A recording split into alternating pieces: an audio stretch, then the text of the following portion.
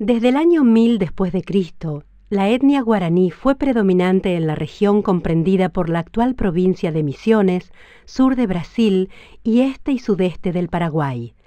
Eran un pueblo con una desarrollada cultura agrícola y cerámica.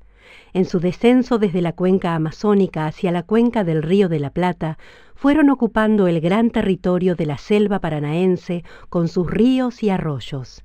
La búsqueda permanente de nuevos sitios para el cultivo generaba el continuo movimiento de los grupos inspirado en la búsqueda de la mítica tierra sin mal. El contacto con los ríos los convirtió en excelentes canoeros, permitiéndoles una gran movilidad en la región y también un efectivo control del territorio, ocupando las tierras fértiles que se ubicaban entre el río y la selva misma. Hombre y naturaleza coexistían en una armonía asombrosa. Los guaraníes poseían un dominio tecnológico y organizacional superior a los demás grupos que habitaban la cuenca del Plata. En su avance hacia el sur, sometieron y desplazaron a los otros, convirtiéndose en el grupo dominante. A la llegada de los españoles, los guaraníes ocupaban gran parte de la cuenca del Plata. Aunque nunca llegaron a constituir una nación, sí tuvieron la conciencia de una unidad sustentada en un modo de ser y fundamentalmente en una lengua común, el avañeé. Juan Díaz de Solís partió desde España en 1515. Su objetivo era hallar la comunicación entre los dos océanos para establecer una ruta de comercio entre las Indias y Europa. Llegó a las costas de Brasil y navegó hasta llegar al Río de la Plata, al que, asombrado por su extensión, describió como mar dulce. Solís tomó posesión de las tierras en nombre del rey, pero sus hombres fueron masacrados por los charrúas al poco tiempo de desembarcar y muy pocos lograron huir con vida. Tras fallidos intentos de conquista, Sebastián Gaboto llega al Río de la Plata en 1527, surca las aguas del río Paraná. En sus costas encuentra poblaciones guaraníes que le regalan objetos de oro y plata que habían obtenido en su contacto con la región incaica.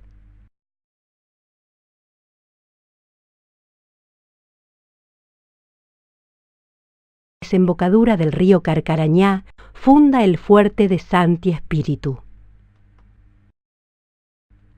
Sin embargo, aquella relación fue deteriorándose por los permanentes abusos de los conquistadores.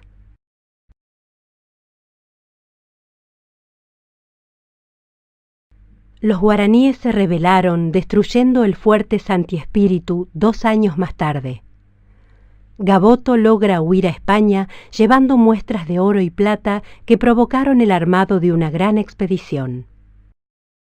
Su comandante era don Pedro de Mendoza, que en 1536 arribó al Río de la Plata y fundó el puerto de Santa María de los Buenos Aires, resuelto a conquistar y consolidar la apertura de una ruta hacia el Perú incaico.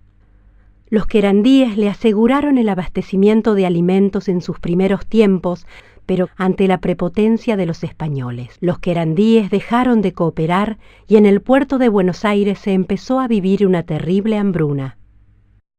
Nuevas expediciones españolas emprendieron viaje por los ríos Paraná y Paraguay, continuando con la misión de abrir una ruta hacia el Alto Perú. Juan de Salazar Espinosa parte desde Buenos Aires por los ríos Paraná y Paraguay.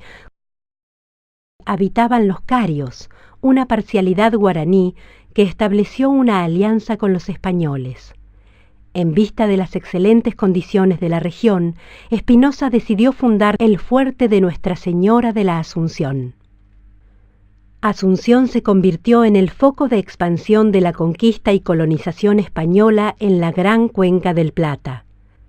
Los españoles se afianzaron en la región, fundando desde allí los poblados de Villarrica del Espíritu Santo en 1570, Santa Fe 1573, Ciudad Real 1575, Segunda Fundación de Buenos Aires 1580 y Corrientes en 1588.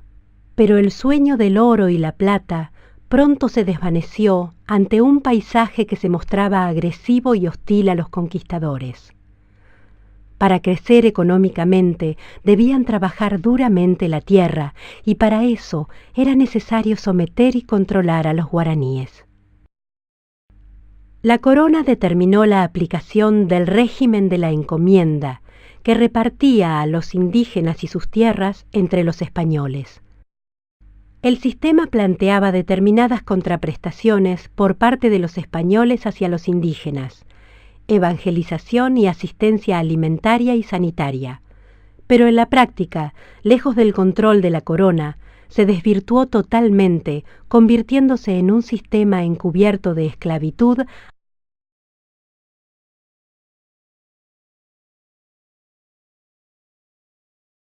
El imperio portugués también estaba en proceso de expansión de sus territorios en el Nuevo Mundo. Los bandeirantes, también llamados mamelucos, formaban parte del tejido social que habitaba la ciudad de San Pablo en el siglo XVII.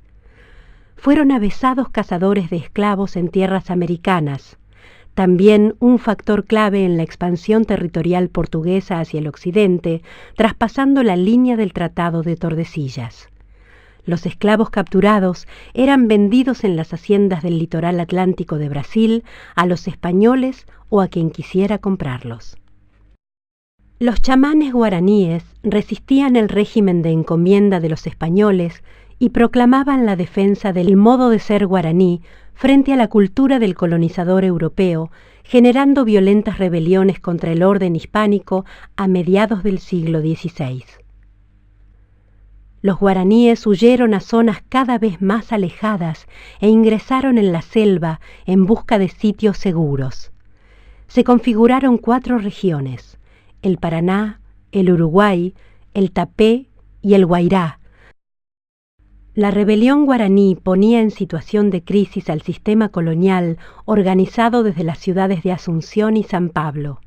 Tras el fracaso de sucesivas expediciones armadas para someterlos, se impone la necesidad de hallar otras vías para la incorporación del guaraní a la sociedad colonial. Comienza una nueva etapa llamada conquista espiritual. Los primeros pasos en ese sentido serán dados por los sacerdotes franciscanos.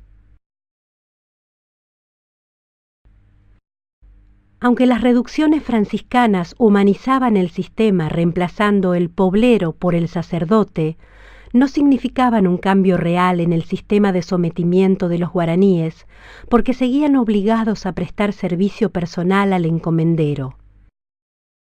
Los españoles y los franciscanos controlaban la región al sur de Asunción, entre los ríos Paraguay y Tebicuarí, pero en las regiones del Guairá, del Paraná, del Uruguay y del Tapé se refugiaban miles de guaraníes que vivían en una situación desesperante. Los españoles querían incorporarlos al régimen de la encomienda y los portugueses querían cazarlos para someterlos a la esclavitud. Al mismo tiempo, era una zona de conflicto territorial entre España y Portugal. A la administración hispánica le urgía ocupar aquel territorio. Tenía que asegurar la soberanía española frente a la amenaza portuguesa y someter definitivamente a los guaraníes que se resistían. Pero este proyecto ya no estaría en manos de la orden franciscana, sino de la Orden de la Compañía de Jesús. Luego de tanta lucha, persecución y sufrimiento, algo muy diferente estaba comenzando.